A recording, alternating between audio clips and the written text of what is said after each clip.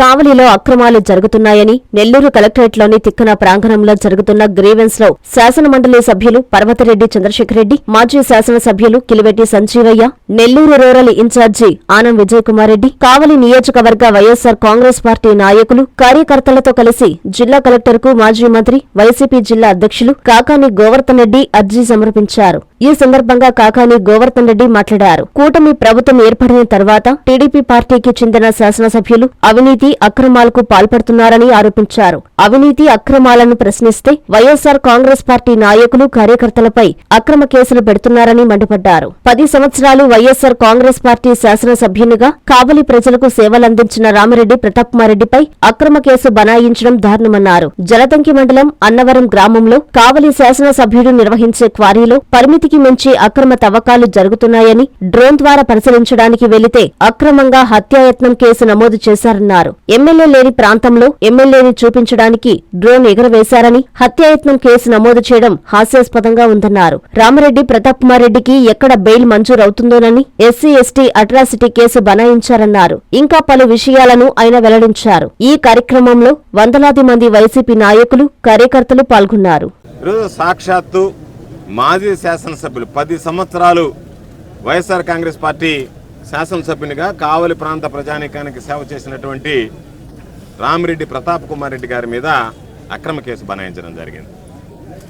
అంటే ఒక క్వారీకి సంబంధించి జలదంకి మండలం మానవరంలో శాసనసభ్యుడు నిర్వహిస్తున్నటువంటి క్వారీలో అక్రమ క్వారీయింగ్ జరుగుతుంది, పరిమితులకు మించి అక్కడ క్వారీయింగ్ చేశారు అని చెప్పి ఎంత మేర ఈ అవినీతి జరిగింది అని చెప్పి పరిశీలించడానికి ఒక డ్రోన్ కెమెరా ద్వారా అక్కడ జరుగుతున్నటువంటి అవినీతిని పరిశీలించడానికి వెళ్తే అక్కడ ఎమ్మెల్యే లేడు, అక్కడ ఎవరు లేరు.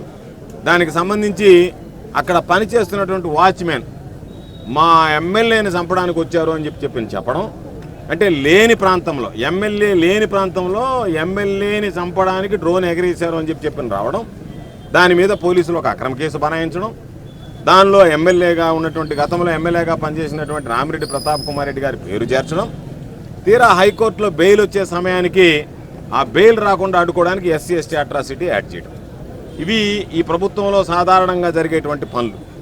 అందుకే వెళ్ళి ఒకసారి జిల్లా ఎస్పీ గారికి రిప్రజెంటేషన్ ఇచ్చారు. దాని మీద ఏమి ఉలుకు పలుకు కనిపించలేదు.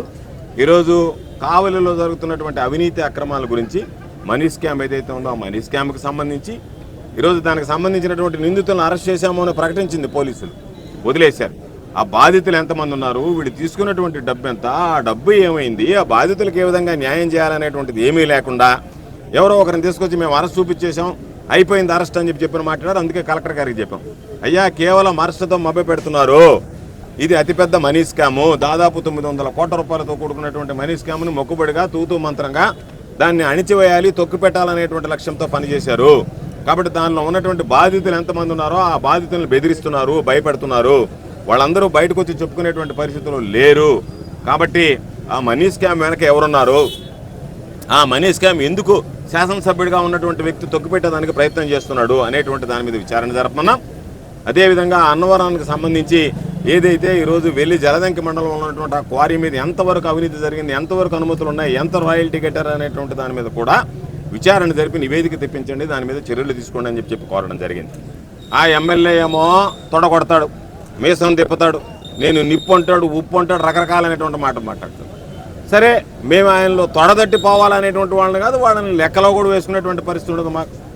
కాబట్టి వాళ్ళు ఆ కావలికి సంబంధించినటువంటి నాయకులు, కార్యకర్తలను పరిశీలిద్దామంటే మీరు ఎక్కడక్కడికి వస్తారో అని చెప్పి తొడదట్టిన ఆయన పక్కకు పోయాడు, పోలీసులు ముందుకు వచ్చి మమ్మల్ని పోనీకుండా అడ్డుకునేటువంటి పరిస్థితి ఏర్పడింది. కాబట్టి ఈరోజు ఖచ్చితంగా మీరు ఎన్ని వేషాలు వేసినా, ఎన్ని రకాల మాట్లాడినా, ఎన్ని కారు కూతలు కూసినా మేము మీ అవినీతిని బట్టబయలు చేయాల్సిందే, మనీ స్కామ్ విషయం బయటికి రావాల్సిందే. దానితో పాటు ఈరోజు ఉన్నటువంటి ఇల్లీగల్ క్వారీయింగ్ ఏదైతే ఉందో దానికి సంబంధించినటువంటి దాంట్లో కలెక్టర్ గారికి ఇచ్చాం, వేచి చూస్తాం.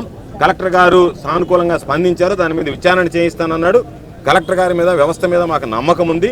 కాబట్టి చూసిన తర్వాత మేము ఒకవేళ దాని మీద కానీ చర్యలు తీసుకోకపోతే ఖచ్చితంగా చెలో అన్నవరానికి ఏదైతే పిలుపునిచ్చామో ఆ పిలుపు ప్రకారం అందరం కలిసి ఒకరోజు నిర్ణయించుకుని జిల్లాలో ఉన్నటువంటి వైఎస్ఆర్ కాంగ్రెస్ పార్టీ నాయకులు, కార్యకర్తలు అందరం చెలో అన్నవరానికి పోతాం. దానికి సంబంధించి ఎస్పీ గారికి ముందుగానే చెప్తున్నాం, మీరు పోలీసులను పంపించో మరొకరిని పంపించో దాని శాంతి భద్రతలకు విఘాతం కలిగించేటువంటి విధంగా దయచేసి ప్రయత్నించకండి. అవినీతి ఎక్కడ జరుగుతున్నా దాన్ని అంతమొందించడానికి అనుమతి ఇవ్వండి, వెళ్ళనివ్వండి, చూడనివ్వండి. ఎందుకంటే ప్రజలకు కూడా వాస్తవాలు తెలియనివ్వండి.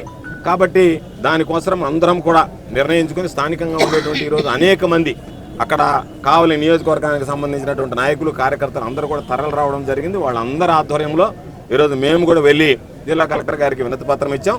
మీరు దీనిలో ఖచ్చితంగా విచారణ జరగాల్సిందే, దోషులు బయటపడాల్సిందే. నేను శాసనసభ్యుడిగా ఉన్నాను కాబట్టి నేను ఏది చెప్తే చెల్లుబాటు అవుతుంది అన్నట్టుగా ప్రవర్తించడం సరైనటువంటి పద్ధతి కాదు. కాబట్టి ఖచ్చితంగా ఈ జిల్లాలో ఎవరైనా సరే వైఎస్ఆర్ కాంగ్రెస్ పార్టీ మీద దాడులు చేసినా వాటిని అడ్డుకోవడంతో పాటు అవినీతి అక్రమాలు ఈ ప్రభుత్వం చేస్తున్నటువంటి వాటిని అరికట్టే దానిలో తప్పనిసరిగా కూటమి పాలన వచ్చిన తర్వాత చంద్రబాబు నాయుడు పదే చెప్తున్నాడు. ఎక్కడ ఓ మాట చెప్పాడు, ఏమన్నాడు, నన్ను ఇప్పటి చంద్రబాబును చూడరు, పాత 95 సిబిఐని చూస్తారన్నారు. అక్కడే భయం వేస్తుంది. 95 సిబిఐని అంటే వెన్నుపోటుతో వచ్చినటువంటి సిబిఐని. కాబట్టి వెన్నుపోటు పొడిచి అక్రమంగా వచ్చినటువంటి ఆ వ్యక్తిని అక్రమార్కులను చూస్తారు మీరు అని చెప్పి చంద్రబాబు నాయుడు పదే మాట్లాడటంలోనే ఓహో అక్రమాలకు తెరదీసేటువంటి సిబిఐని ప్రారంభమయ్యాడు, సిబిఐని పాలన ప్రారంభమైందని చెప్పనే చంద్రబాబు నాయుడు నోటుకుండానే చెప్తున్నాడు. కాబట్టి అటువంటి సిబిఐని కాకుండా అనుభవం ఉన్నటువంటి సిబిఐని అని చెప్పి ఓట్లు వేశారు. అనుభవం గడించినటువంటి వాడిగా, సరే అనుభవం దేంట్లో గడించామంటే ప్రజలకు సంక్షేమ పథకాలు ఇచ్చి ఎగ్గొట్టడంలో అనుభవం గడించాం తప్ప పెద్దలు కానీ గ్రహించాల్సింది. మీ ప్రభుత్వంలో మీ ప్రజాప్రతినిధులు విచ్చలవిడిగా దోపిడీకి పాల్పడుతున్నారు. ఇది నగ్న సత్యం. దీన్ని మీరు నివారించకపోతే ప్రజలే ఈరోజు ముక్కుమ్మడిగా వచ్చి వాటిని నివారించుకునేటువంటి ప్రయత్నం చేస్తుంది, అరికట్టేటువంటి ప్రయత్నం చేస్తుంది, అడ్డుకునేటువంటి ప్రయత్నం చేస్తుంది. అందులో భాగంగానే ఈరోజు పాపం కావలి శాసనసభ్యుడు అక్రమ సంపాదనను అడ్డుకుంటున్నారని దాన్ని తట్టుకోలేక ఓర్చుకోలేక ఎక్కడెక్కడో విపరీతమైనటువంటి మాటలు మాట్లాడడం, ఆ ఫ్రస్ట్రేషన్ అంటే నా ఆదాయానికి గండిపడుతుంది అనేటువంటి ఆ ఫ్రస్ట్రేషన్ చాలా ఎక్కువగా కనిపిస్తుంది. అందులో భాగంగానే ఈరోజు ఆయన మాట్లాడేటువంటి మాటలు కానీ ఆయన వ్యవహరించేటువంటి తీరుగారు వాటిని ఎవ్వరూ లెక్క చేయరు. తప్పనిసరిగా ఈరోజు ఆ నియోజకవర్గంలో అక్రమ కేసులు పెట్టేటువంటి వాటిని అడ్డుకుంటాం. అదేవిధంగా మీరు చేస్తున్నటువంటి అవినీతి కూడా అడ్డుకట్ట వేయడం జరుగుతుందని చెప్పి శ్రీ సూర్య జ్యువెలర్స్ వారి మొదటి సంవత్సరపు వార్షికోత్సవం సందర్భంగా గోల్డెన్ ఆఫర్స్. ఎంత బంగారం కొంటే అంత వెండి ఉచితం. సూర్య జ్యువెలర్స్ వారు మనకందిస్తున్న బంపర్ లక్కీ డ్రా. 5 విన్నర్స్ కు డైమండ్ రింగ్ బహుమతిగా పొందండి.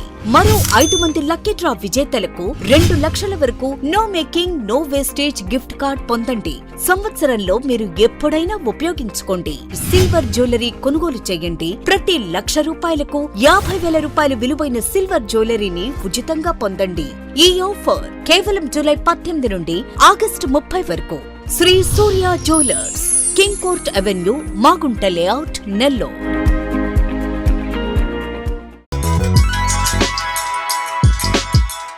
Hi Nilor, please subscribe to N3 TV.